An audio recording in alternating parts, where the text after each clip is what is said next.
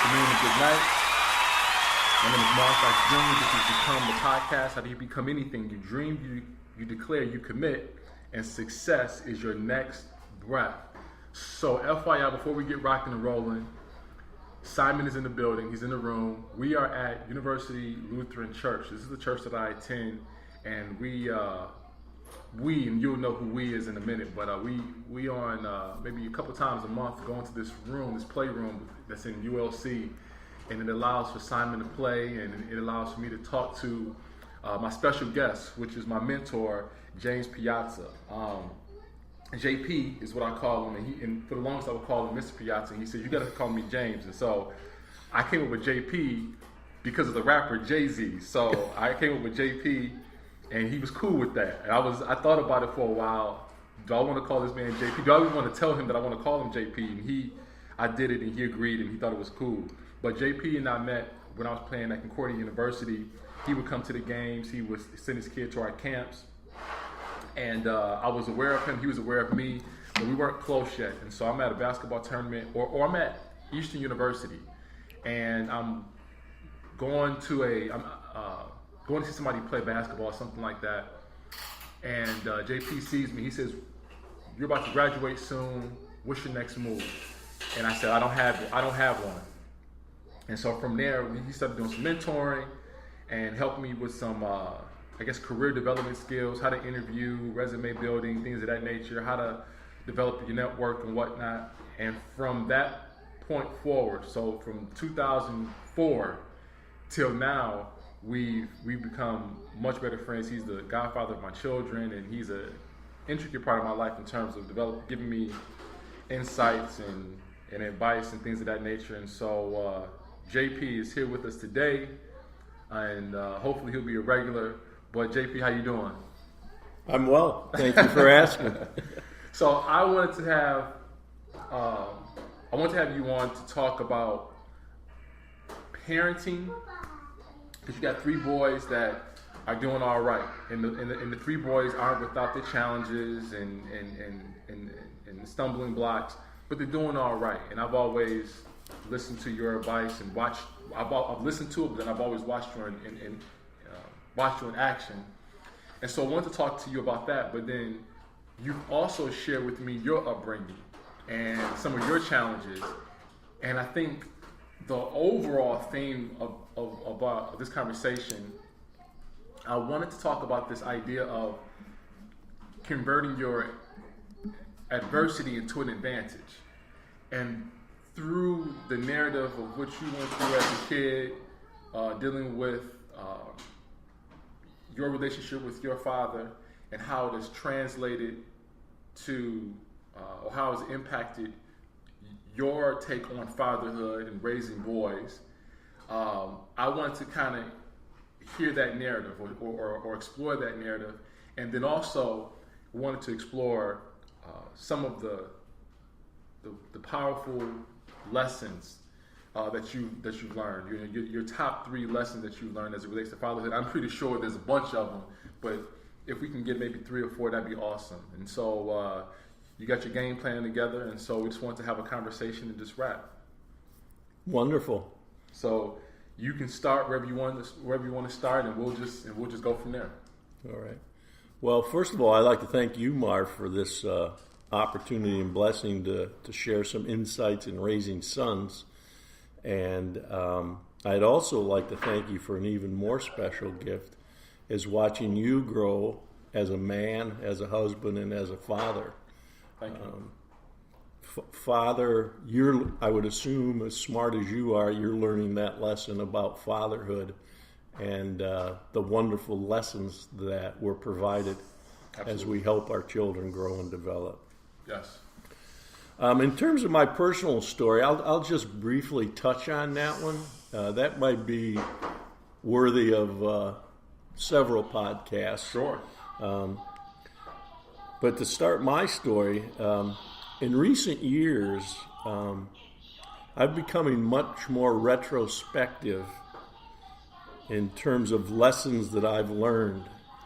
And as I look back in retrospect, I see that sometimes those lessons were years ago, And sometimes those lessons were even decades ago.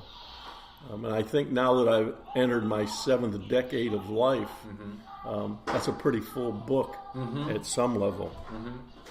So in terms of my personal foundation, over, probably the last 35 years of my life, I found that the first chapter of James in the Bible has really provided me with a solid foundation. Solid in terms of not personal comfort and not ease, but just personal, just understanding of the big picture of what the universe is all about, if I'm not sounding too cosmic.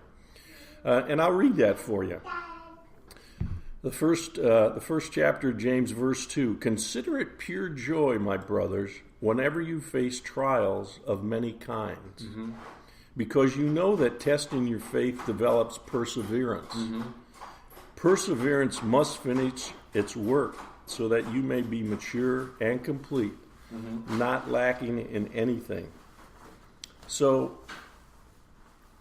where that's taken me is to help your listeners, Marv, to understand that everything that happens in life is a blessing.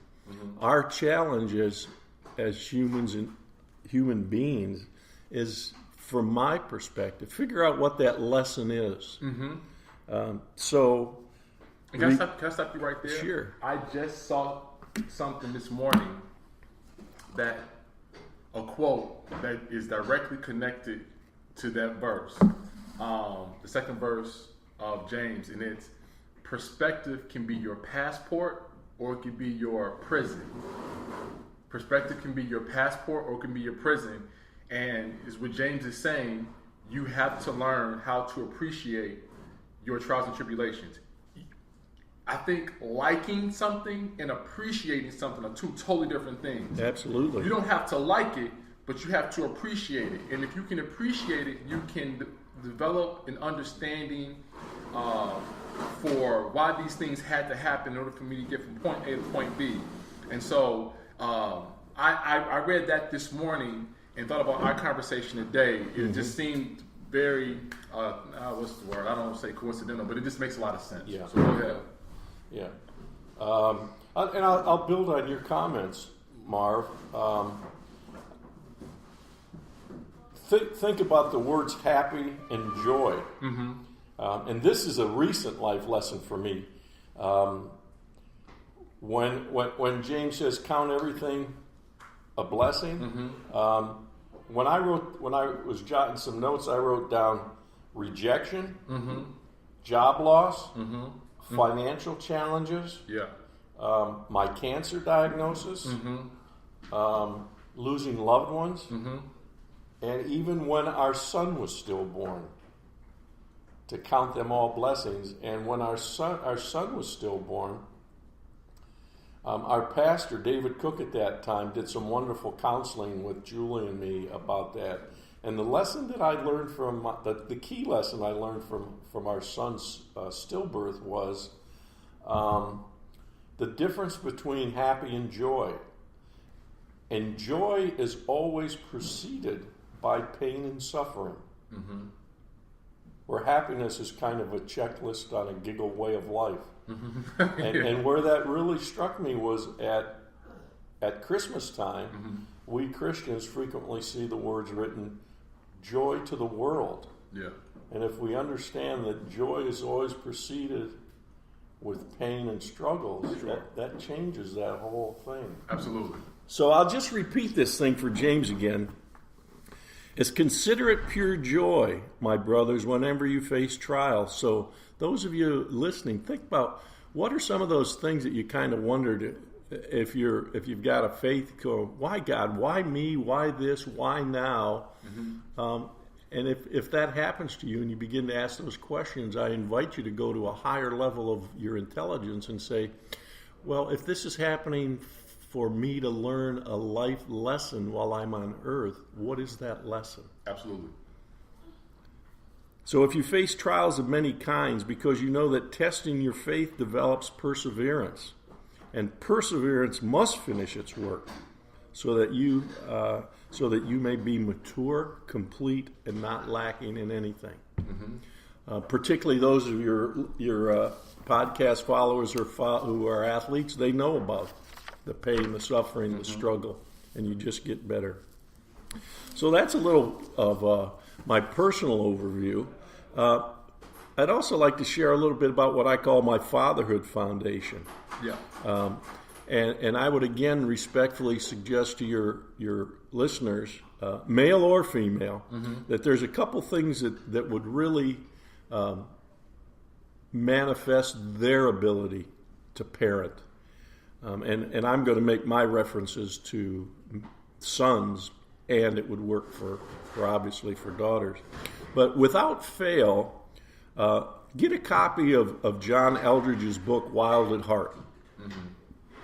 And basically my summary of Mr. Eldredge's work is, this book provides you an understanding of how boys are wired different than girls.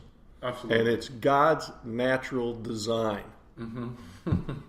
Regardless of how much we want to change it, there are just some things, including the phases of male development, that, for me, John Eldredge made crystal clear. So again, without fail, read Wild at Heart.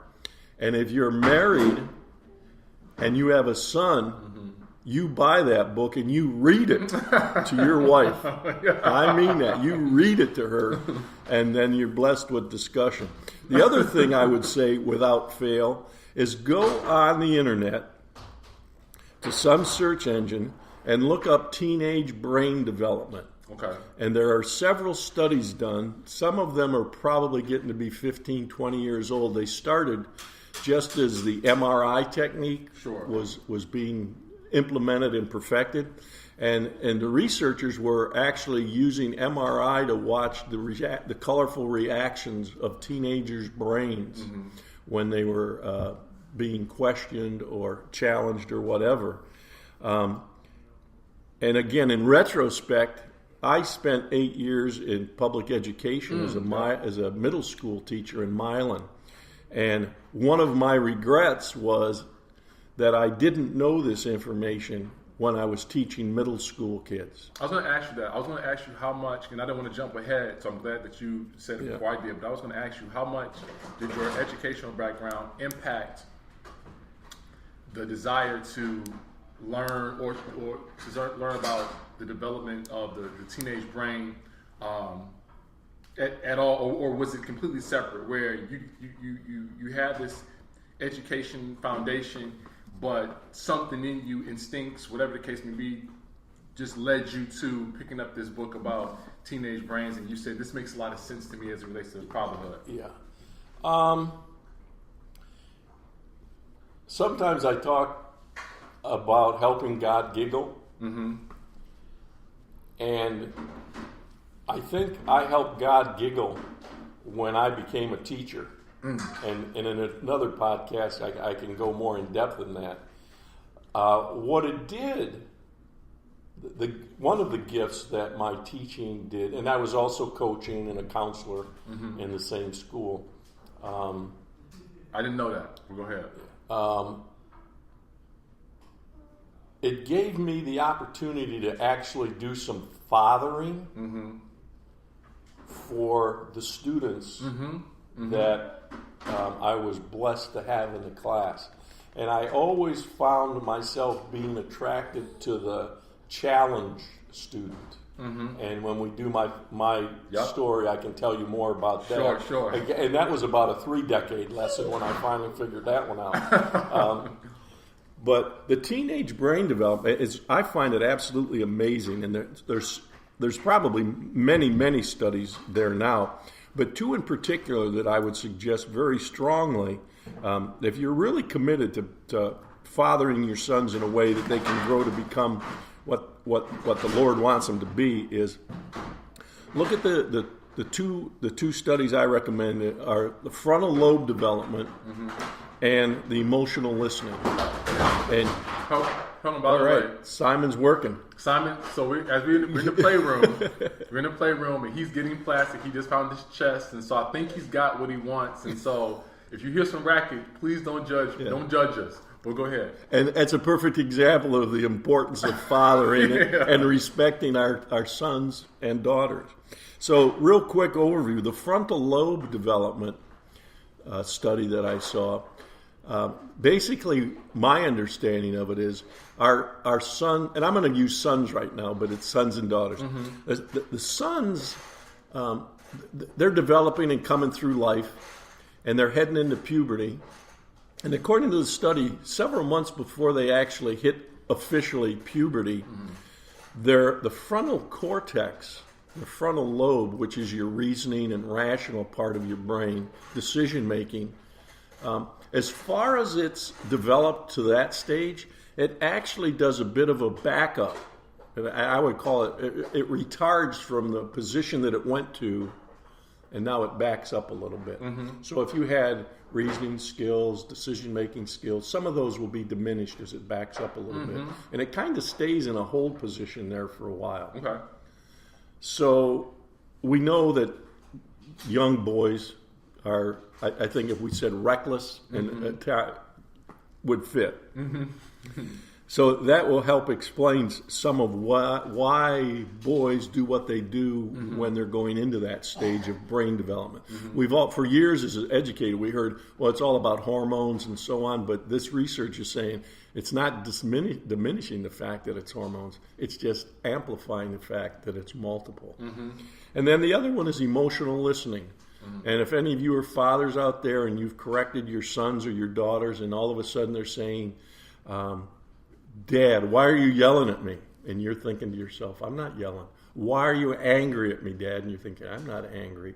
It's because as the brain is retarding, there's another part of our brain, the amygdala, that is expanding.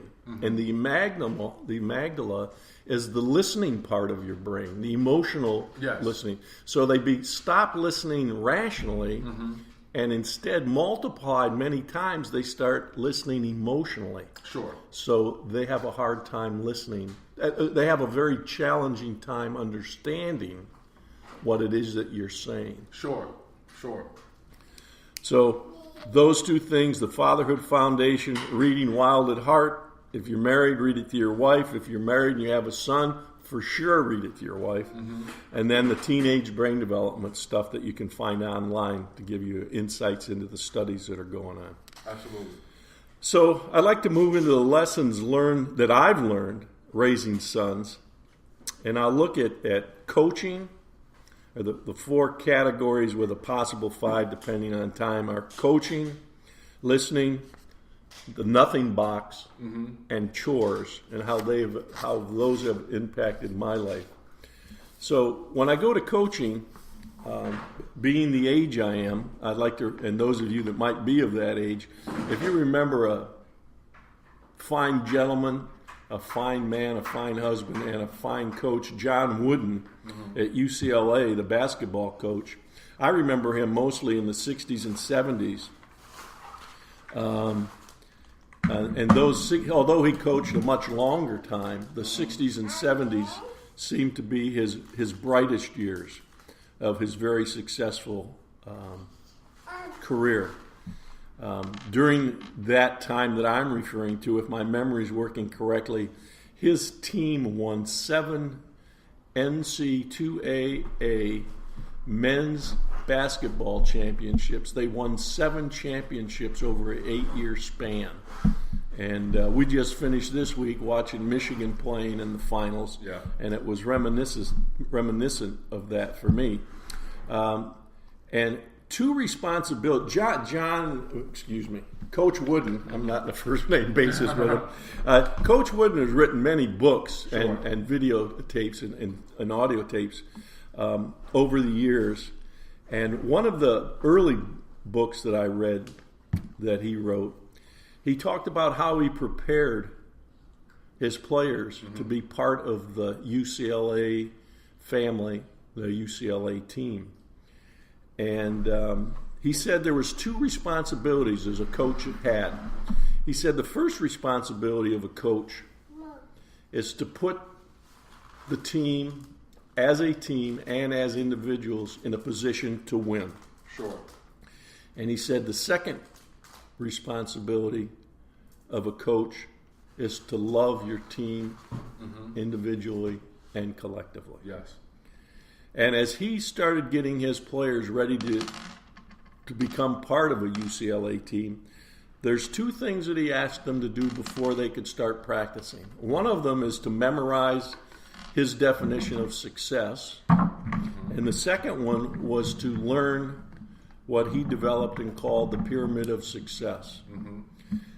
And the success quote, as Coach Wooden defined it, was the feeling of self-satisfaction that you did your best to become the best you were capable of becoming. Sure. And the pyramid of success it's a multi-block pyramid. You can vision what a pyramid looks like, and it with a foundation. Yeah. And it talks about values and characteristics. Sure. And I don't know exactly how firm he was on those, but it was a standard that he set. And by having that standard, he could refer to those concepts when he was coaching, coaching the team for their success.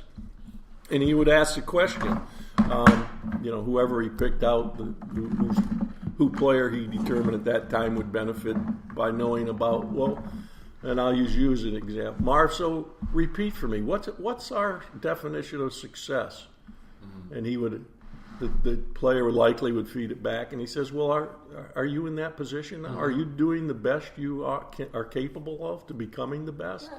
And it became a deflection rather than he being the coach and the other, and the player being the player. It wasn't me versus them. It was, hey, we've got a code to follow. That's what we look at. And then he could also use the pyramid as a reference to that. He also mentioned that one of the things that he thought contributed to its success, in addition to standards, was he said he would bark at the team when they won, and he would love them when they lost. And in terms of standard, there's a great story. One of his greatest centers, in addition to Kareem, was Bill Walton. Yeah. And if you remember the 60s and 70s, I don't remember exactly what years Bill Walton played, but it was a time of civil unrest in our nation around the Vietnamese War, the Vietnam War, et cetera. And so Bill Walton came back to practice, I would assume in the fall, to get ready, and he had long hair. Yeah. And Coach Walton said, William, I just want to help you remember, we have a standard here in terms of hair length.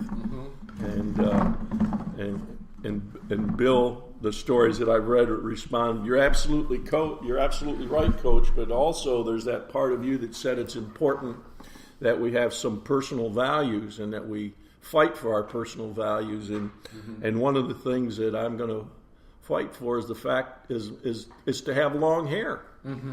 And so the conversation went on, and Coach Wooden responded and repeated what he heard Bill Walton say, and Bill Walton says, yes, Coach, that's exactly where I'm coming from. And the story goes that Coach Wooden looked at Bill, who he called William, and he said, William, we're going to miss you this year.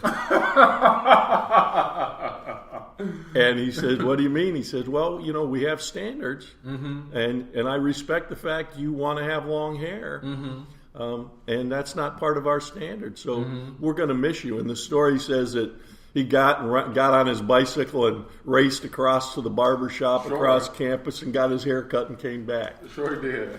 And I remember Walton talking about that one time. Another thing I'd like to add to this is something that, again, in the recent decade I've learned, and I appreciate Marv referring me to as a mentor, but I need to discuss with him the fact that I think, in retrospect, we have a coaching relationship rather than a mentor-mentee relationship. And what I've learned from that one is, I think if you can think of a mentor-mentee it's a vertical relationship where the Yeah. mentor is at the top and is kind of pouring knowledge, information, insights Sure. to the mentee. But on if you have a coaching relationship, it's a horizontal relationship Yeah. where the younger, well, you have two coaches then, because you're actually coaching one another, and you're actually teaching one another, and you're actually learning from one another. Sure. So it's that horizontal relationship. And for years, I used to call myself a consultant. Yeah. And I would travel nationally and internationally and put on my blue suit, my white shirt, my red tie, and do all the power stuff. Yeah. And what I found out in recent decades, it's really the most important thing I do now is help teams and groups maximize their collective intelligence. I'm no longer the smartest guy in the room. Sure. And I'm reminded, I don't know who gets credit for this quote, but if you're the smartest guy in the room, you're in the wrong room. You're right. So it's coaching, and I use that coaching with my sons, and I'll go in and talk a bit more about that. Also in coaching, I learned some lessons in the early 2000s. I was helping coach a girls' 7th and 8th grade basketball team. Yes. And I had been to an adult seminar, and it was called Affirmative Inquiry. And what the speaker talked about, and it wasn't about coaching, but I translated it to coaching, was frequently in the coaching world, during a game especially, players are going to make mistakes. Yeah. And so what do we as the coaches, if what we need to do is put them in a position to win and to love on them, if they make a mistake, what's going to support it? I've seen so many times it looks like coaches are angry and critical and so on. And what affirmative inquiry provided me was, and again, this is at the 7th and 8th grade level, and there wasn't a lot of pressure and so on, but I got the opportunity to try this. And so when a player was performing at a level that we knew was below what she could do, because it was a girls' team, and they were pulled out of the game, I co-coached, and the other coach would do the strategic, big picture, play calling, etc. And I was more, in retrospect, player development, if you will. And so when the player came out, maybe feeling frustrated with performance, maybe feeling angry or getting pulled, whatever it was, the first question I would ask them was, "What are you doing well?" Yeah. And wait for them to answer. And then I would ask, "What can you do to improve?"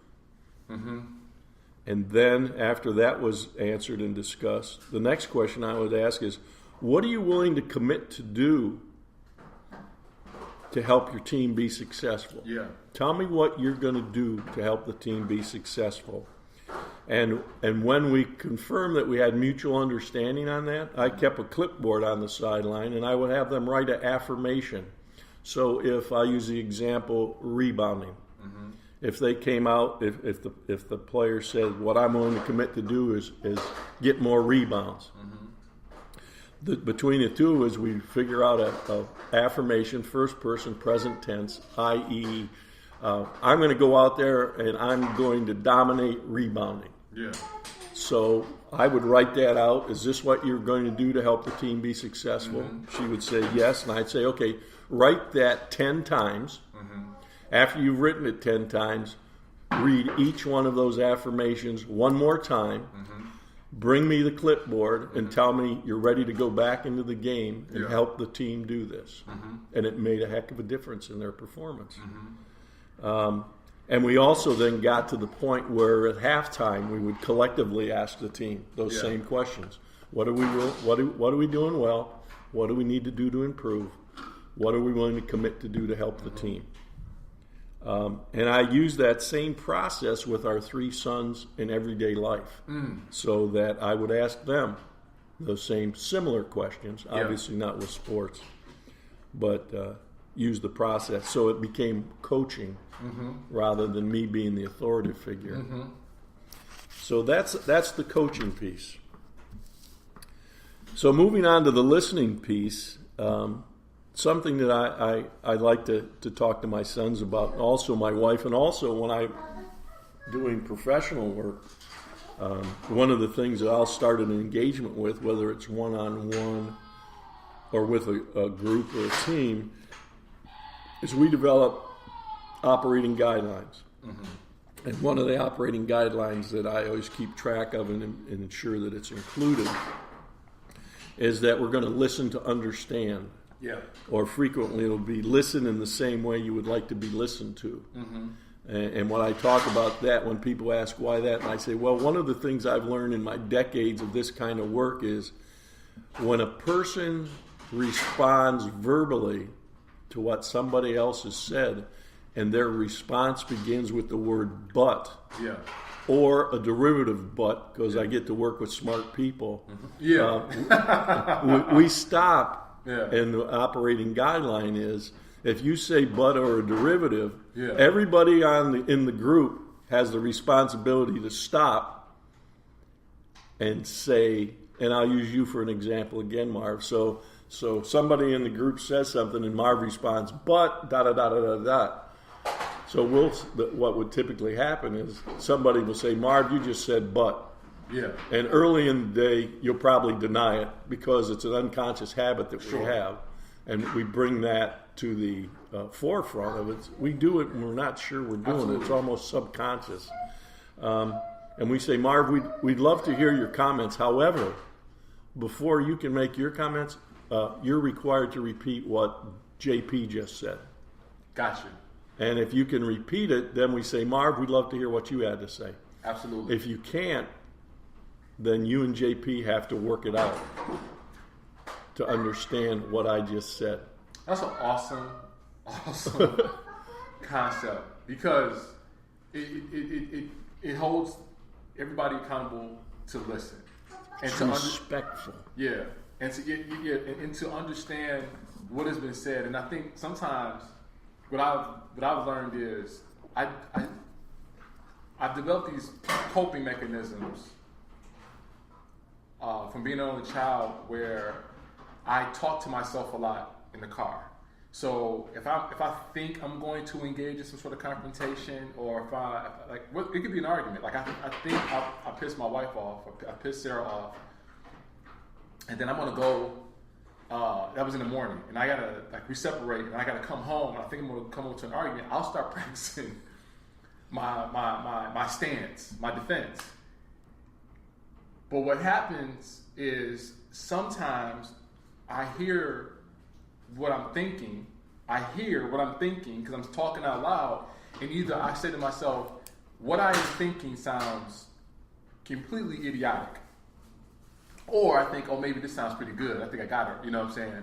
But at the end of the day, there is something powerful to hearing yourself say it. So when you have these people, so the idea that, okay, I'm listening, but now I have to summarize or repeat, whatever the case may be, what I have heard.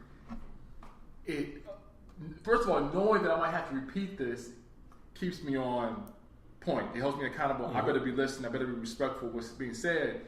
But also, when I get a chance to say what I just heard, I then get another opportunity to really engage in that concept or that idea, to really get a feel for, are they really making sense? Or do I really truly disagree? Because I've also noticed that sometimes when you put people in a situation where they're hearing ideas and they got to be creative, most people just want to shoot things down. That's all they want to do. It's a 3%. All they do is shoot things down, and they think they're using critical thinking skills. But in all actuality, critical thinking skills is when we work to make the concept make sense. But when you just are like, that won't work, or that won't work either, it's like, did you really hear what I said? Did you really process it? Did you really think my concept through. I gave my, I was given an opportunity to present an idea. And as a listener, did you really, really give it a chance? Or do you just want to let me know your agenda? And so I like this idea that, okay, did you hear what this person just said? Now, if you say but, did you hear what this or person a derivative? Yeah, and you're right, because when you deal with, so I'm at Michigan now, and so I'm around some people who are pretty savvy. I don't know if they're smart or not, but they're definitely savvy, and they know how to use words, cleverly and whatnot. And so, like you said, they can say "but" a lot of different ways. Yeah. So that's an interesting concept. I really, really like that. Yeah. And as you say that, it has me. One of the other things that I find is helpful, and I thank my beautiful bride Julie for this, is early in our marriage, we negotiated something called the 24-hour rule. Yeah. And I'll go over that real quickly. What 24-hour rule is if and I'll own this up first person. If I do or don't do, or say or don't say something that caused Julie to have a negative emotional reaction, we've agreed that she has 24 hours to tell me about it, that we can talk about resolving it. Maybe not at that time, but at least acknowledge that that's happened and we're going to resolve it. Or, this is the big piece, or she's got to drop it.